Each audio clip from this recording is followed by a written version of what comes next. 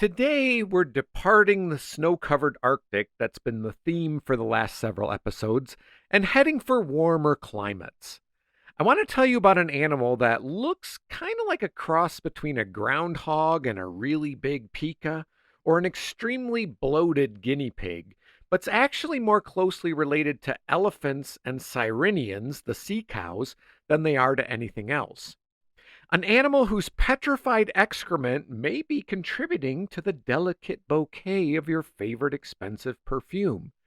Yeah, you heard that right. Their petrified urine and feces is used in perfumery. Kind of puts the eau in, as the French would say, eau de parfum. But more on that later. This animal even gets a mention in the Old Testament of the Bible, at least in the original language, mainly for not being considered kosher. While the biblical passage refers to it as shaphan, which I'm not sure I pronounced that right, but it's spelled Shaphan in Hebrew, early English translators of the Bible didn't know what that was, so they called it a coney, Coney, or maybe a rabbit, a hare, or in more recent translations, a rock badger, which just goes to show you gotta be careful when it comes to translated texts. But the animal in question is the hyrax, not to be confused with the lorax who speaks for the trees, although looks-wise they might have some similar characteristics to Dr. Seuss's mythical conservationist. But let's take a closer look at the hyrax. I'm your host, Tim the Nature Nerd O'Hara, and this is the Dispatches from the Forest podcast.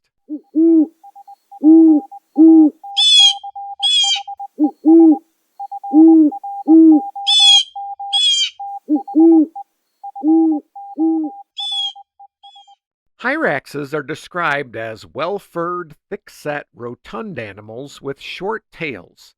As I mentioned in the intro, they're about the size of a typical marmot or groundhog, which they do kind of superficially resemble. They're 12 to 28 inches in length, 30 to 70 centimeters, and they weigh 4 to 11 pounds, 2 to 5 kilograms. But one of the most remarkable features of these little critters is their feet. Their front feet have 4 toes, while the back feet have 3, and these toes are stumpy with flattened hoof-like nails. In addition, the feet of hyraxes have rubbery pads with numerous sweat glands, and that helps them maintain their grip when they're moving quickly up steep rocky surfaces. Taken all together, these features make hyraxes excellent rock and tree climbers, able to navigate sheer rocky surfaces, vertical cliffs, or climb trees with ease. Now there's 5 species of hyrax: rock hyraxes, bush hyraxes, and 4 species of tree hyrax, with about 50 subspecies falling under those.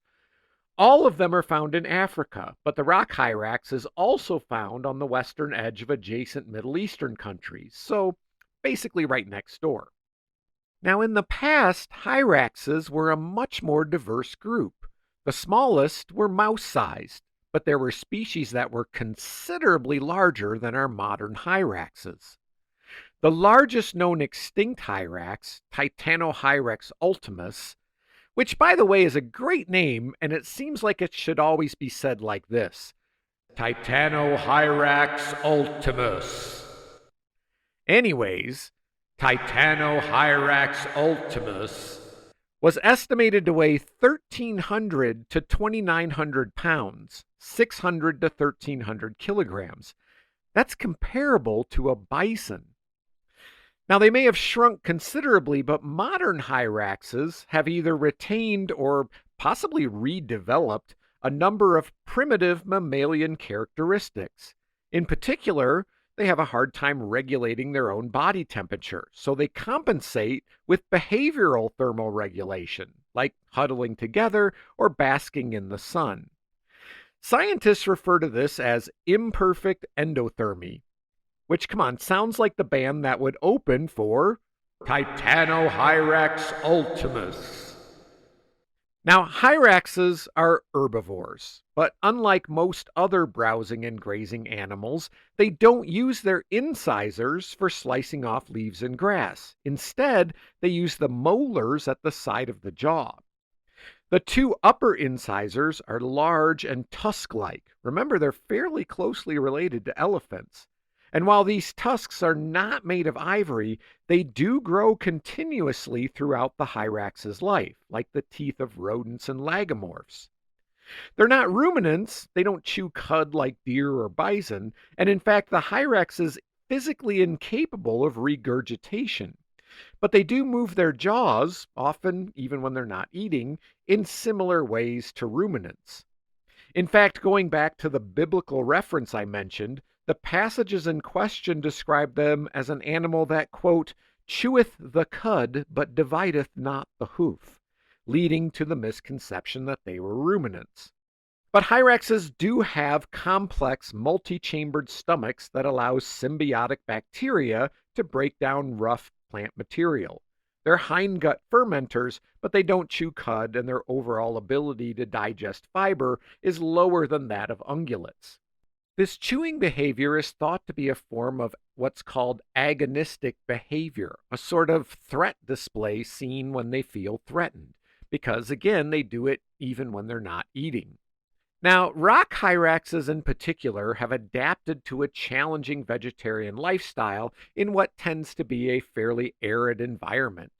During the wet season, they eat mostly grass, which is their primary food source when it's abundant, but when the grass dries out, they switch to fruit and leaves. Hyraxes also have very efficient kidneys, another adaptation for survival in an arid environment. Hyraxes live in colonies that can range anywhere from a few individuals up to 80, although 10 to 20 is about average. And these large colonies have a complex social organization. The core social structure in the colony is a family unit consisting of a dominant adult male, his harem of several adult females, and their offspring.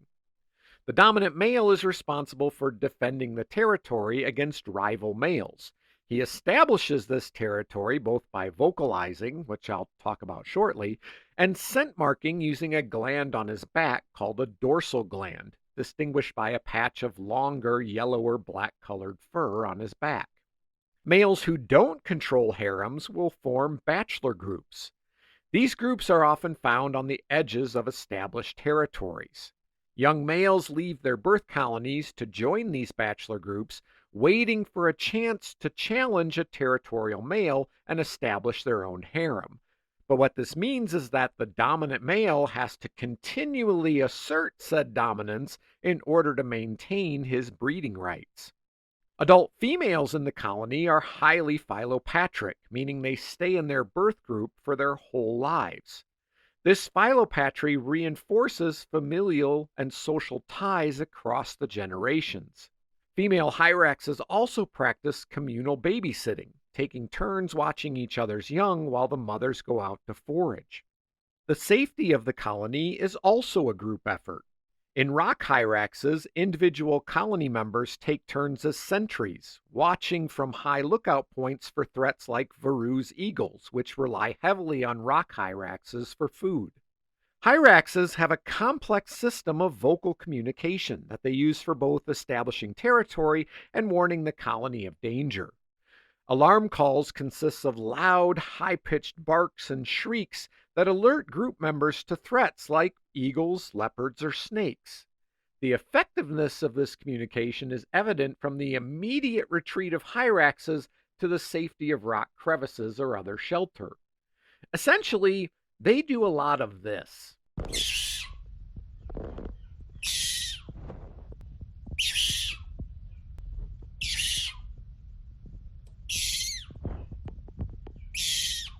Males tend to be more vocal, but both males and females participate.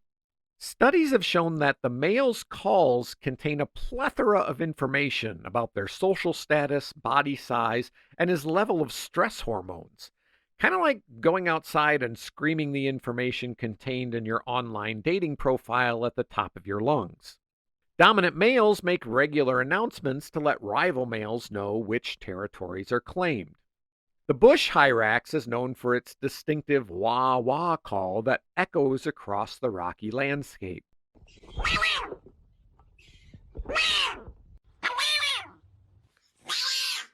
Tree hyraxes also have their own distinct call.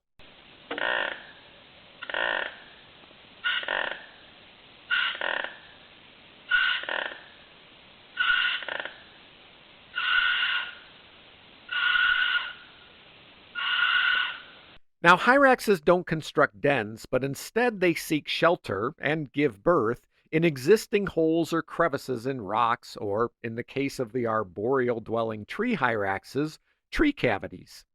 Now, one of the things I find fascinating about hyraxes is that in especially rock hyrax colonies, they have latrines, designated communal areas, sometimes in caves, where they urinate and defecate.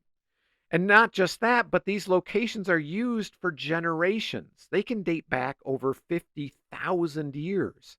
And over that period of time, all this accumulated excrement, known as a midden, which is a term that means a refuse heap, petrifies into a substance called hyraceum.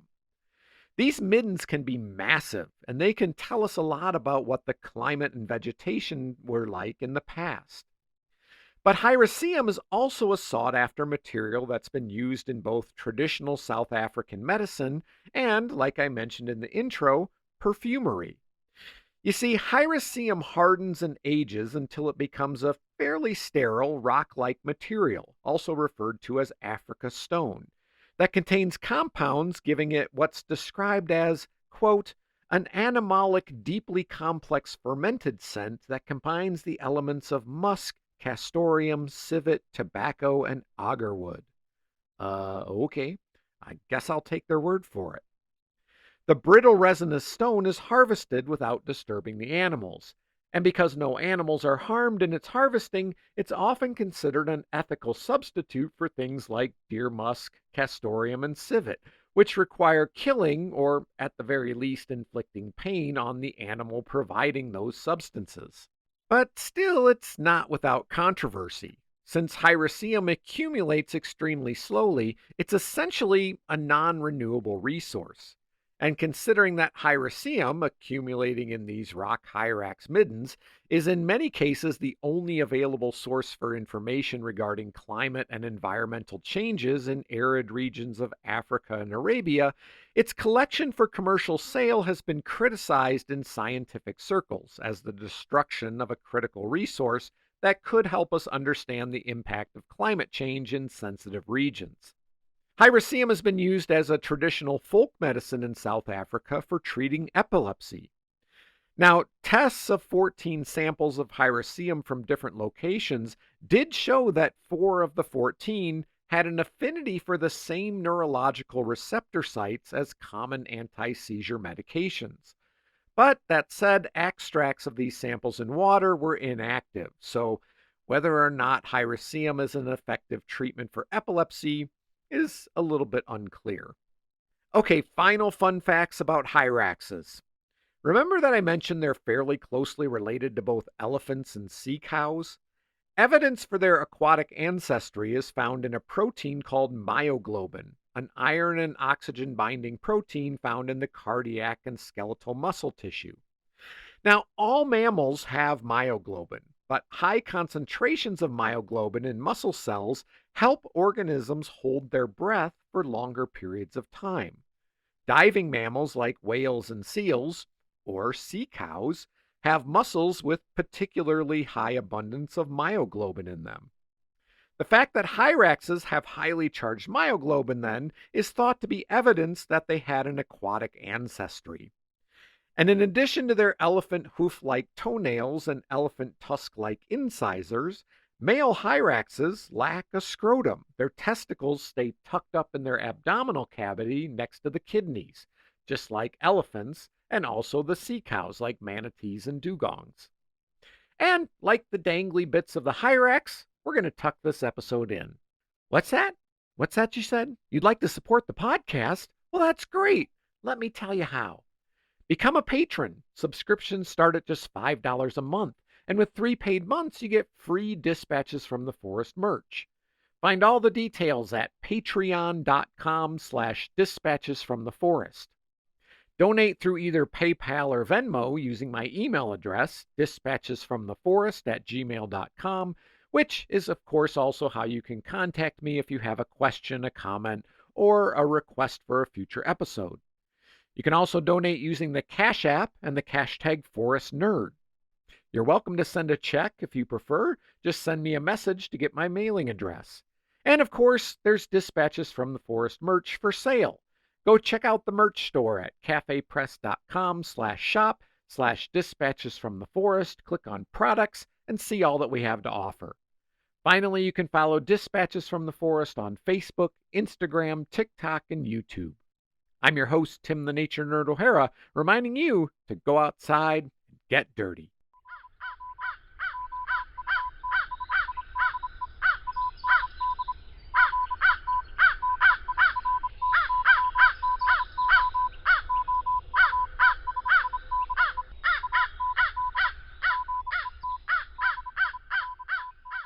Dispatches from the Forest recognizes that the lands where we live, work, and recreate are the traditional homelands of the Eastern Shoshone and Northern Arapaho people.